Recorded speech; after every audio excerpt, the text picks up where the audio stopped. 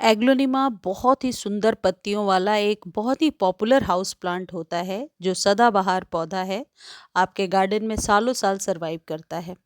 इस पौधे की बहुत सारी कलर्स और वेराइटीज आती हैं, लेकिन ये जो आप दो कलर देख रहे हैं ये बहुत ही कॉमनली आपको नर्सरी पर मिल जाएगा। यदि ये पौधा पहले से आपके पास है तो इसे किस तरीके से सूखने और मरने से बचा सकते हैं, ज़्यादा से ज़्यादा लंबे समय तक सरवाइव करे, ये आज के वीडियो में आपको पता होगा। किस तरीके से फीड करना है, फर्टिलाइज करना है और कब इस पौधे को प्रोपगेट कर सकते हैं या न्यू प्लांट लगा सकते हैं। एग्लोनिमा एक बार यदि आप खरीद कर लाते हैं तो इसके रूट डिवीजन से इस पौधे को फरवरी से लेकर के बरसातों तक आप लगा सकते हैं। जैसा कि मेरे पौधे में आपको दिख रहा है, इसमें 3 न्यू शूट्स आई हैं।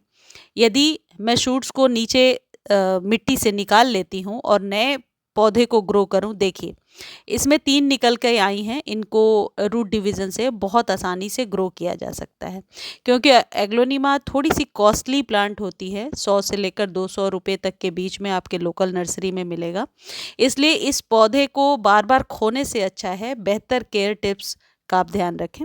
सर्दियों में यदि ये पौधा अपनी पत्तियों को गिरा रहा है या टिप जल रहा है या सूख रहा है, जैसा कि कई लोगों की क्वेरी भी थी, तो सबसे पहली चीज़, सर्दियों में कम से कम पानी देना है आपको अपने पौधे को। सर्दियों में यानी कि नवंबर, दिसंबर और जनवरी तक कम से कम पानी देना है। लेकिन जैसे ही जनवरी एंड के बाद मौसम चेंज होगा, धूप थोड़ी सी ज़्यादा निकलना शुरू हो जाएगी और बसंत ऋतु में यानी फरवरी में इसको अच्छे से आपको फीड करना पड़ेगा। हर वो पौधा जो लीफी प्लांट है वो सर्दियों में थोड़ा सा डोरमेंट हो जाता है। जब पौधा डोरमेंट होता है तो बहुत ज़्यादा फर्टिलाइज करने की ज़रूरत नहीं होती, क्योंकि पौधे पर धूप भी नहीं लगता और हम पानी भी कम देते हैं, तो जो भी खाद है वो प्रोसेस नहीं हो पाता है। एग्लोनिमा को लगाने के लिए 8 इंच का कंटेनर सबसे बेहतर होता है। दूसरी चीज़, एग्लोनिमा को आप सर्दियों में कम पानी दीजिए और जनवरी के एंड से आप अच्छे से फर्टिलाइज करके आप वीक में एक बार वाटरिंग कर सकते हैं। एग्लोनिमा के लिए बेहतर खाद होती है हमेशा कंपोस्ट। कंपोस्ट यानी कि जैविक खाद। या तो आप किचन वेस्ट से खाद तैयार करते हैं तो वो खाद दे सकते हैं, या फिर किसी भी प्रकार का कंपोस्ट है, गाय के गोबर की खाद है या फिर आपके पास वर्मी कंपोस्ट है, तो हर एक 15 दिनों पर 1 चम्मच आप दे सकते हैं। और कोई ज़्यादा खाद की ज़रूरत नहीं पड़ती है एग्लोनिमा को। लेकिन अभी वीडियो में मैं आपको बता रही हूँ एक घरेलू खाद है जिसका इस्तेमाल करने से आपके एग्लोनिमा पर जितने भी आप कह सकते हैं एफिड्स वगैरह का अटैक है वो सारे ठीक हो जाएंगे, और पत्तियां यदि मुड़ी मुड़ी निकल करके आ रही हैं तो वो भी ठीक हो जाएंगी। यदि आपके यहाँ 1 से 2 घंटे की धूप आ रही है, अभी जैसा कि आज 23 जनवरी है और अभी धूप कम ही निकल रहा है, तो आप धूप में ही इस पौधे को रखेंगे। लेकिन फैब के बाद इस पौधे को ऐसे जगह पे शिफ्ट कर दीजिए जहाँ फिल्टर्ड सनलाइट हो या मॉर्निंग की सनलाइट हो।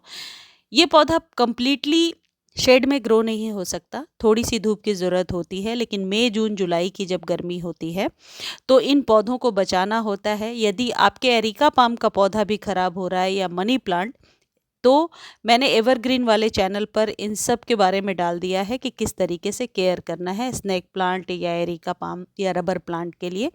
तो आप चाहे तो वीडियोस जा कर के देख सकते हैं। एग्लोनिमा का न्यू पौधा यदि आप लेकर के आ रहे हैं तो आप हमेशा 40% गार्डन सॉइल में, 30% कंपोस्ट और बाकी के रेशियो में कोकोपीट या सैंड मिला सकते हैं। कंपोस्ट एक ज़रूरी खाद होता है एग्लोनिमा के लिए। आप चाहें तो 1 चम्मच नीम की खली मिला सकते हैं, जिससे रूट्स में किसी भी प्रकार के एफिड्स वगैरह का अटैक नहीं होगा। चलिए अब जानते हैं कि किस तरीके से इस पौधे को अभी जनवरी के एंड में और फरवरी के शुरू में फर्टिलाइज कर सकते हैं। ये ज़रूरी खाद है और ये अभी आप जब भी ये वीडियो देख रहे हैं तब से लेकर के फरवरी मार्च में या जब भी देख रहे हैं, आप ज़रूर ये फीड अपने एग्लोनिमा के पौधे को दीजिए। 1 चम्मच कोई भी जैविक खाद आपको देना है। जैविक खाद में या तो किचन कंपोस्ट चाहिए या फिर वर्मी कंपोस्ट हो, या सबसे बेहतर है गाय के गोबर की खाद हो। तो अभी ड्राई फॉर्म में 1 चम्मच आप दे देंगे, और यदि आप गर्मी में इस खाद को दे रहे हैं तो 2-3 घंटे पानी में भिगो दीजिए, और पानी में भिगोने के बाद आप उस पानी को गमले में डाल दीजिए। तो गर्मियों में हमेशा लिक्विड खाद देना सही रहता है और सर्दियों में ड्राई फॉर्म में खाद देना चाहिए। यदि पौधे को लगाना चाहते हैं, न्यू आप पौधा ग्रो करना चाहते हैं तो अभी कर सकते हैं। ये जैसे रूट डिवीज़न से मैंने आपको बताया, जो नई शूट्स निकली है उसे निकालिए, बिना कट किए हुए ऐसे ही आप लगा दीजिए गमले में। गमला छोटा रहे, 5 इंच से 6 इंच के बीच का रहे, इस बात का ध्यान रखें। अब एक इम्पॉर्टेंट चीज़ है और ये है वुड ऐश, जिसे कहते हैं राख। बहुत ही आसानी से ये आपको मिल जाएगा, या घर में हवन वगैरह होता है तो वुड ऐश आप संभाल कर रख सकते हैं। इसे एक एक चम्मच अभी सभी पौधों को देना है। इससे फ़ायदा क्या होगा? पौधा जो डोरमेंट हो जाता है सर्दियों में, उसकी मिट्टी को एसिडिक बनाने में ये मदद करता है, खासकर ऐसे पौधे जो अब अपनी न्यू ग्रोथ दिखाएंगे।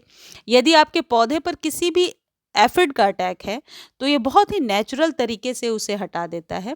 राख को आप चाहें तो रात में बहुत अच्छे से पत्तों पर छिड़क सकते हैं। यदि पत्तों पर काले डॉट्स जैसी चीज़ें आपको दिखाई पड़ती हैं तो इस राख को छिड़क दीजिए, और अगले दिन पानी देने की ज़रूरत नहीं है, धीरे धीरे ओस में ये अपने आप निकल जाएगा।